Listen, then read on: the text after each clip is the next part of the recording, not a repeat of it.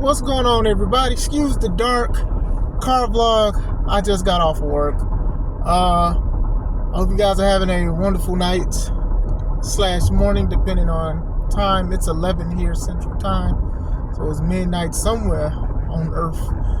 Nobody tells you, remember that God loves you, Christ loves you, and I love you as well. As I'm driving through this darkness, sometimes we go through dark times.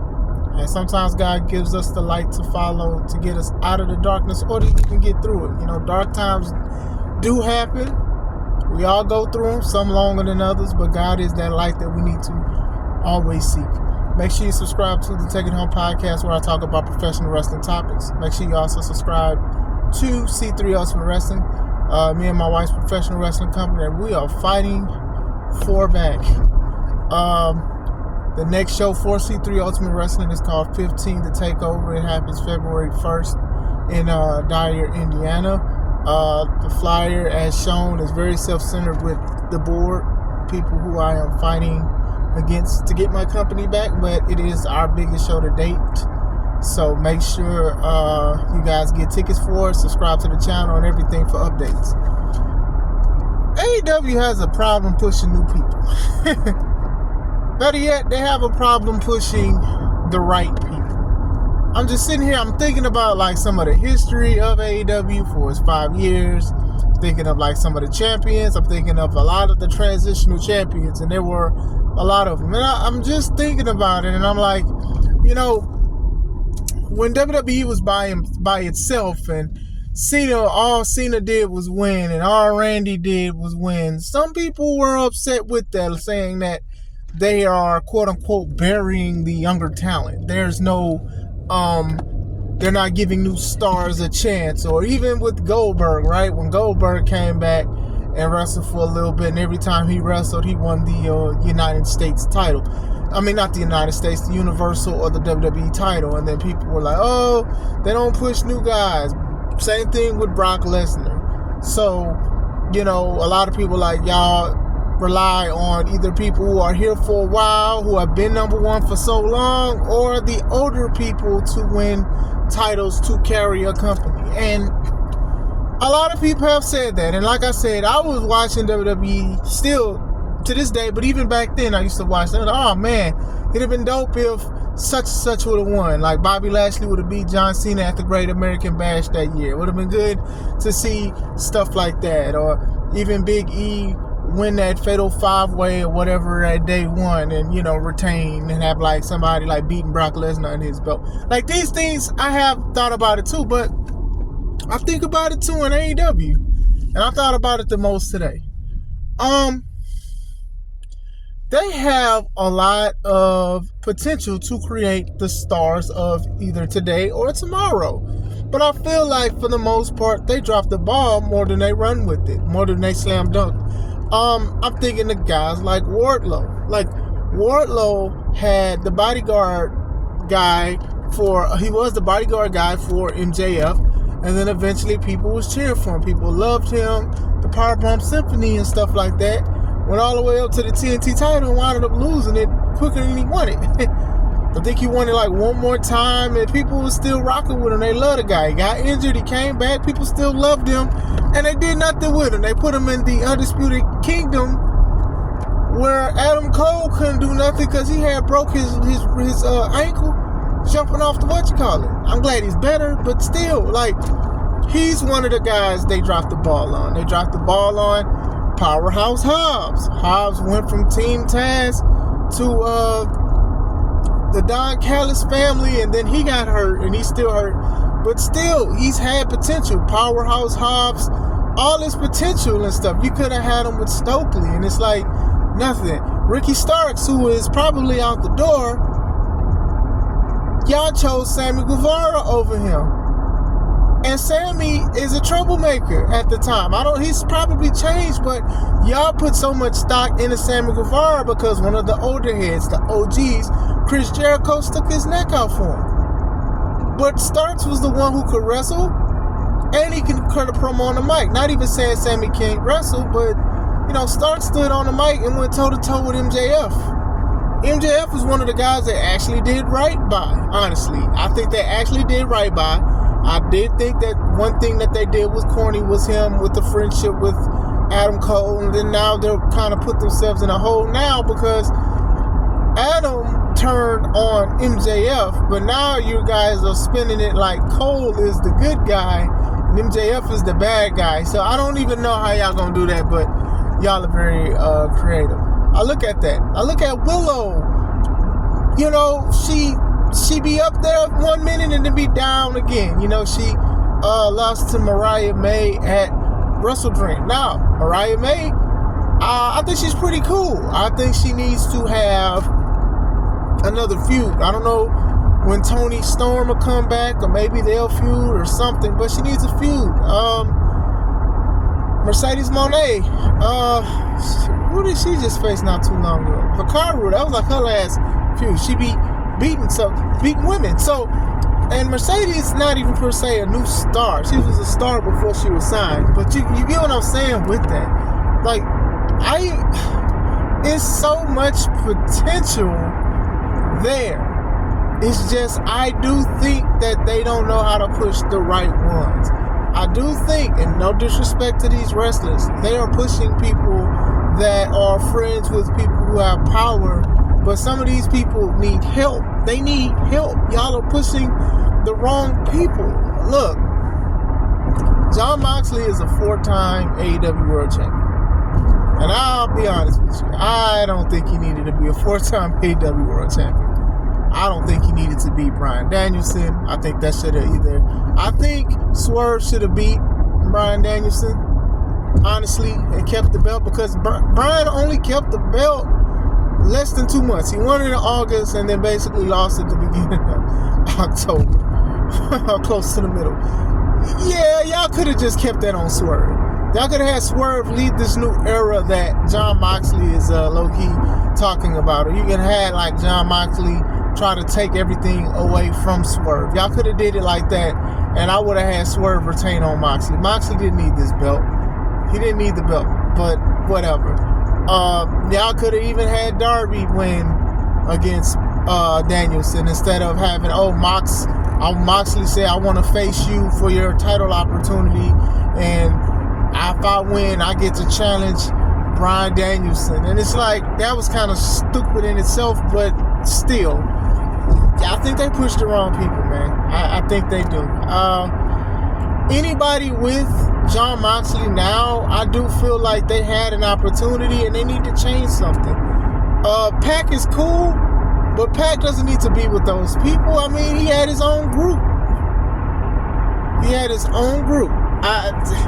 But I know Lucha Bros is basically out the door, except one. He got some injury time, so he's going to beat up some old bars. But still, Wheeler Yuta, no promo. Claudio, no promo. Sure, talented guys, but no promo. Multiple time champion in between ROH and, basically ROH. And it's like, alright, cool, they had an opportunity, but who else? Let's do something else, because they're cool with Moxley. Moxley is the heart and soul of AEW. I would never take that away from him. But whatever they're doing, it's stupid. I don't like it. I think this is something that you fight from the under with. Now, people are saying Shane may be a part of it or whatever like that. And, it'll be a shock factor, but still, AEW doesn't know who and how to push people. When they do push people, they push the wrong people. Like I said, there's only a few of them that's very like, okay, I get it and I understand it. But it's just like in other instances, it just don't work. It just like Bryan Danielson. They said he chose Moxley to basically end his full-time career. I would have did something like, nah, fam, I love what you do, but nah, anybody but Moxley. If anything, Bryan Danielson should have been an AEW champion a couple times before this. I think it's personally, I don't want to say it was too late, but I think it was a little, I'm going to say it was just a little too late. They basically told the story that Bryan Danielson could never beat Jon Moxley because basically the fights that they had in AEW, Moxley beat him. I believe it was 3 times. So basically they're trying to say that Jon Moxley could basically the best wrestler in the world, so technically Moxley is the best wrestler in the world. That's how they spin it. To be honest, Bryan Danielson should have won when CM Punk had to be stripped of the title. And I think that was like one of the first times Moxley and Bryan went against each other, and Mox wound up winning. Bryan should have won. Bryan probably would have had more ratings and viewership on the product after Punk, because people do love Bryan Danielson. But when people saw what he was doing, it was just like, okay, I guess I'll watch it when I watch it or whatever like that. But still, it's not nothing. Y'all didn't put the belt on him. And then when y'all did, it was too long. Y'all kind of derailed what Swerve did. I mean, Swerve and Hangman could be feuding right now for the title. Heck, MVP and Shelton and stuff, I think would have been pulled off a lot better if he had the belt, saying, hey, we paved the way for people like us to basically win belts and top titles like that. Man, that would have been good. That would have been good. That was gold, man. That was gold.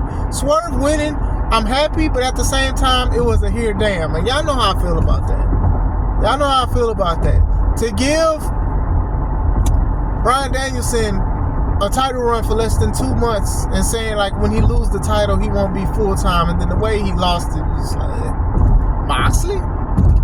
And don't get me wrong, I'm not even a big fan of Darby Allin, because, you know, Darby and John, they kind of have a similar style a little bit about wrestling recklessly and not doing stuff the right way and just doing what you want to do. But y'all want him to be the new era of the company? Like, Moxley is too old to be talking about a new era for AEW, because you was there at the beginning. You was the one that was supposed to be the new era in wrestling in general. And to be honest, respectfully, you did that. Paradigm shift and blah, blah, blah. You did this. So now you're trying to say he's going to be the one to change another era of AEW? And even if it is Darby, the way it would change is if Darby improves in the ring, but he's not going to, because people love him the way he is. AEW has a problem with pushing people, man. A few new people, they get it, they run with it, and it's dope.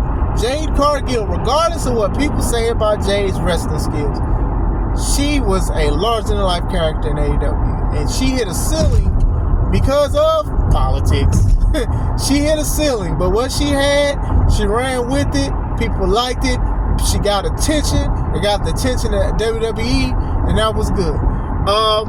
What's his name?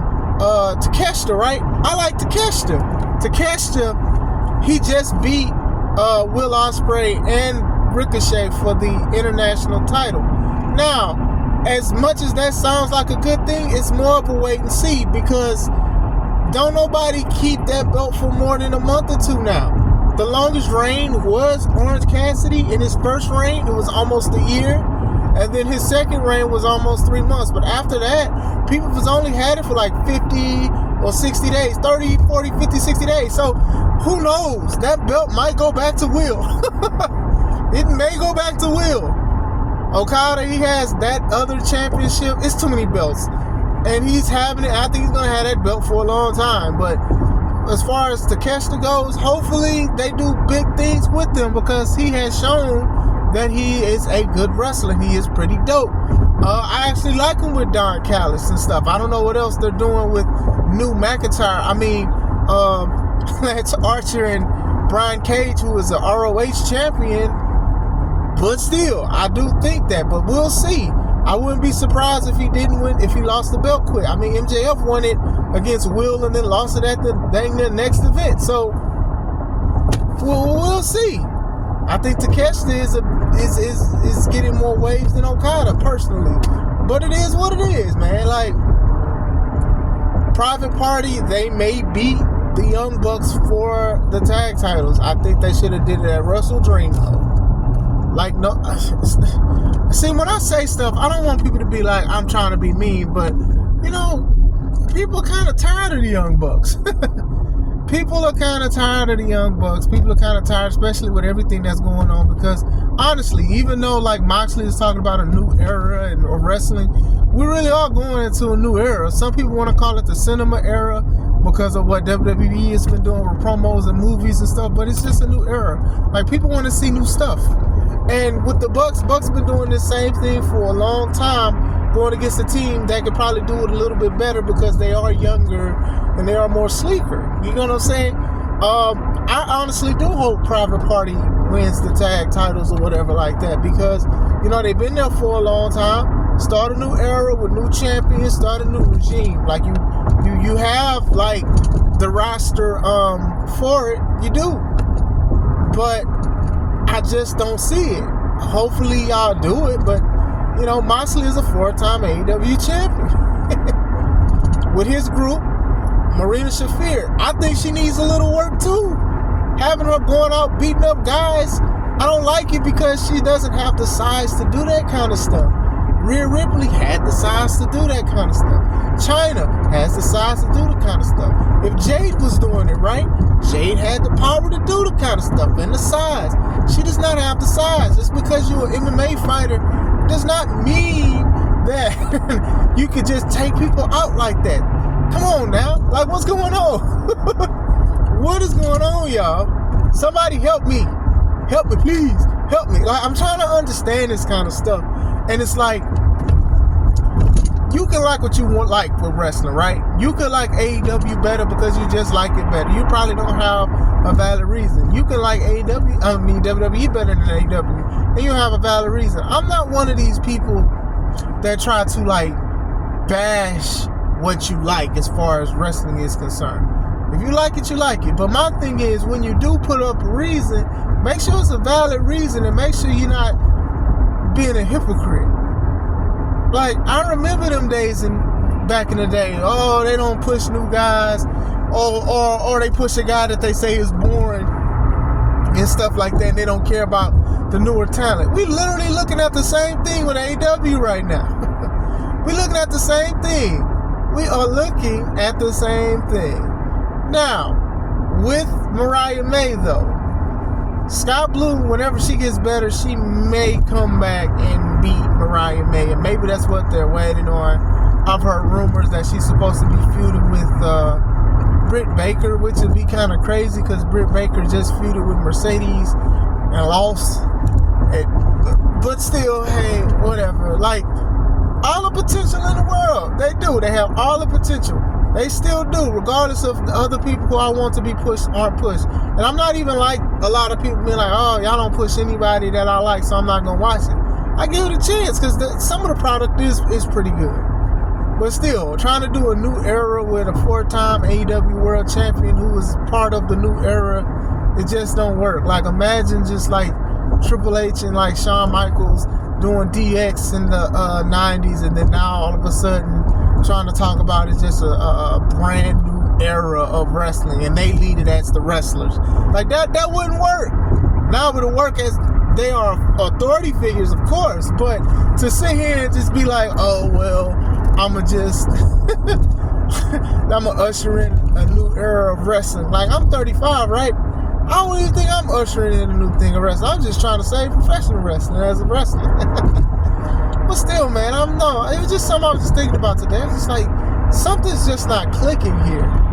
It's just something, it's not clicking here. Outside of the too many belts, the lack of the storylines, the lack of safety, just repetitive stuff over and over and over, and the lack of growth. And it just hit me. It was just like, there's really no new stars. Or the people that they're pushing, they either had a chance or they're not changing. They're not growing. That's a problem. When you got a locker room that's full of hungry people that's waiting for an opportunity, and you, as in Tony's, probably listening to people saying, no, don't push this person. Don't do this. Don't do that. And that was a thing a lot of people was mad at WWE for. Oh, how dare they listen to John Cena when he was talking about Tyler Rex, or Alex Riley, or Orton talking about Kofi and stuff. A lot of people was on the chat, oh, you so mean, you don't want nobody to change, but y'all not batting an eye when stuff is clear. Like, Muggs is literally out there tweeting about it and talking about it, but y'all quiet. Respectfully, love y'all though. But what do you guys think, man? Are y'all happy with the stars that they push? Do you think they need to push new people? Do they need to do anything different? If you think they're doing something fine, let me know in the chat. I'm not here to debate. Just let me know. I'm just giving my thoughts. I hope you guys have a wonderful day. This is Chris Classic. Let's take it home.